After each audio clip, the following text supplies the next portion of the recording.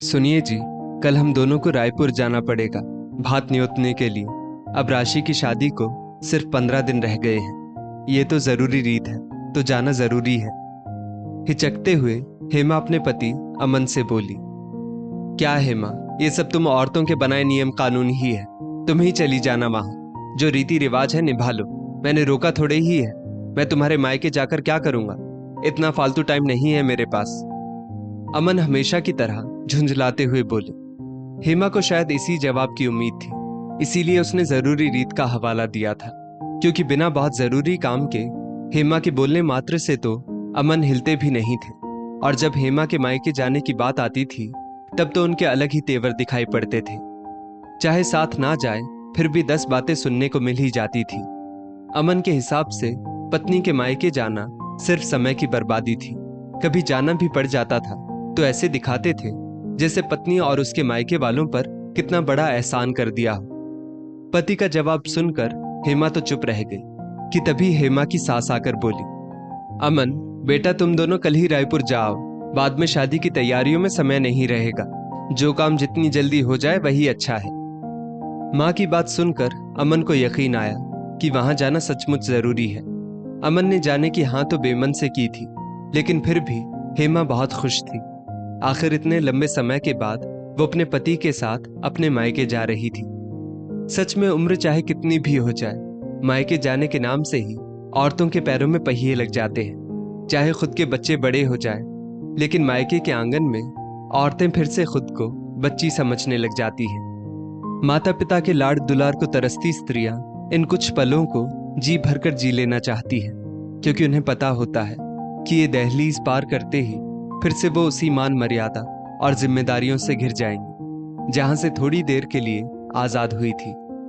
रात को भी हेमा की आंखों में नींद नहीं थी। भात न्योतने के सारे सामान को बार बार देख रही थी कि कुछ रह तो नहीं गया। फिर सोचती है कि वहां कल सारे भाई बहन इकट्ठा होंगे तो कितना अच्छा लगेगा। बड़ी दीदी से मिले हुए तो काफी साल हो गए हैं, पता नहीं वो कैसी दिखने लगी होंगी। और जब पिछली बार भाभी से मिली थी तो कितनी मोटी लग रही थी, पता नहीं इस बार और मोटी हो गई होंगी तो। ये सब सोच सोच कर अपने आप उसके होंठों पर हंसी आ रही थी। बड़ी मुश्किल से रात बीती और सवेरा हो गया। हेमा ने फटाफट सारे काम निपटा लिए, लेकिन अमन की सुस्ती देखकर उसे मन ही मन झुंझलाहट हो रही थी। इतना लंबा सफर है, फिर भी जल्दी नहीं कर रहे। फिर वहां जाते ही वापस आने की जल्दी करने लगेंगे। ऐसे में किस किस से बातें कर पाएगी, कैसे सबसे जी भरकर मिल पाएगी। आज रास्ता कुछ ज्यादा ही लंबा लग रहा था, लेकिन उत्साह में ये वक्त भी निकल गया। मायके में सबको बेटी दामाद के आने की खबर थी, इसलिए सभी बेचैनी से उनका इंतजार कर रहे थे। मायके के द्वार पर जब हेमा के पिताजी ने हेमा के सिर पर हाथ रखा तो हेमा उनके सीने से लग गई। आंखें नम हो रही थी। पता नहीं ये खुशी थी या लंबे समय से ना मिल पाने का दुख। सब अमन की खातिरदारी में जुटे थे कि कहीं कोई कमी ना रह जाए। अमन में दामाद होने की अकड़ अभी भी नए नवेले दामाद की तरह ही बरकरार थी। नाश्ते पानी के बाद हेमा के पिताजी अमन के पास बैठकर अपनी नातिन राशि के होने वाले ससुराल और लड़के के बारे में पूछने लगे। और बताइए दामाद बाबू, राशि बिटिया का होने वाला ससुराल कैसा है? राशि बिटिया शादी से खुश तो है ना? अमन भी गर्व से सिर उठाकर बोला, हाँ पिताजी, मैंने अपनी राशि का रिश्ता किसी ऐसे वैसे घर में तय नहीं किया है। लड़का तो हीरा है, हीरा। मैंने तो पहले ही साफ साफ कह दिया है कि मेरी बेटी को किसी बात की तकलीफ नहीं होनी चाहिए, और जब भी मेरी बेटी का मन होगा उसे हमारे पास आने से कोई नहीं रोकेगा। मेरे होने वाले दामाद ने मुझसे वादा किया है कि वो राशि को सिर आंखों पर बिठा कर रखेगा।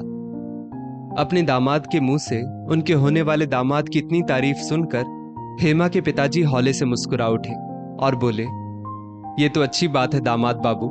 मैं भी भगवान से दुआ करूंगा कि कम से कम आपका दामाद आपसे किया वादा जरूर निभाए। नहीं तो अक्सर दामाद अपना किया वादा भूल जाते हैं। एक बार बिटिया विदा होने के बाद बेचारी मायके आने को भी आश्रित हो जाती है।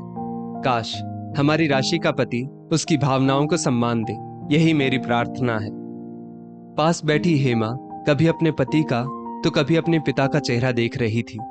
पिता की नजरों में उसे वो सारे वादे नजर आ रहे थे जो उसकी शादी के समय अमन ने पिताजी से किए थे, और पति की नजरों में उन वादों से निकलता हुआ धुआं नजर आ रहा था जो कब के दम तोड़ चुके थे। अमन भी अपने ससुर जी की बात सुनकर नजरें चुरा रहा था। आज उसे भी याद आ गया था कि वो भी तो अपने ससुर का वही दामाद है जिस पर विश्वास करके उन्होंने अपनी बेटी का हाथ उसके हाथ में सौंपा था। उसने भी तो विदाई के समय अपने ससुर जी से वादा किया था, पिताजी आप चिंता मत कीजिए, मैं हमेशा हेमा का ख्याल रखूंगा। जब भी मिलने का मन करे बस एक बार बता दीजिएगा, मैं खुद इसे लेकर आ जाऊंगा। अमन के आगे जैसे किसी ने आईना रख दिया था जिसमें उसे अपना अहम रूपी रेत से बना दामाद वाला असली चेहरा नजर आ रहा था। एक ससुर के रूप में जो उम्मीद वो अपने होने वाले दामाद से लगाए बैठा था, क्या कभी वो खुद उन उम्मीदों पर खरा उतर पाया है? लेकिन इस सवाल का जवाब उसके पास नहीं था। अपने पति की दशा देखकर हेमा बात बदलते हुए बोल पड़ी, पिताजी वो क्या है ना, इनका काम ही ऐसा है कि कहीं निकल ही नहीं पाते हैं। हेमा की बात सुनकर अमन थोड़ा सहज महसूस कर रहा था। सच में एक पत्नी कभी नहीं देख सकती कि उसका पति उसके मायके में असहज महसूस करे, क्योंकि आखिर औरत तो दोनों घरों का मान बनाकर रखना चाहती है, चाहे उसके सम्मान को ठेस क्यों न लगती हो। भात न्योतने का कार्य पूरा करके सबको निमंत्रण देकर दोनों वापस लौट रहे थे, लेकिन आज हेमा महसूस कर रही थी कि अमन वहां कुछ छोड़ आया है। शायद वो दामाद होने का अहम ही था। गाड़ी में हेमा अमन के कंधे से लग गई। अमन ने भी उसका हाथ कसकर पकड़ लिया, जैसे कह रहा हो, देर से ही सही, लेकिन अब मैं अपना किया वादा निभाने की कोशिश जरूर करूंगा। दोस्तों, इस स्टोरी को लेकर आपकी क्या राय है, नीचे कमेंट करके जरूर बताइएगा। और ऐसी ही और भी बेहतरीन वीडियोस के लिए हमारा पेज जरूर फॉलो करें। धन्यवाद।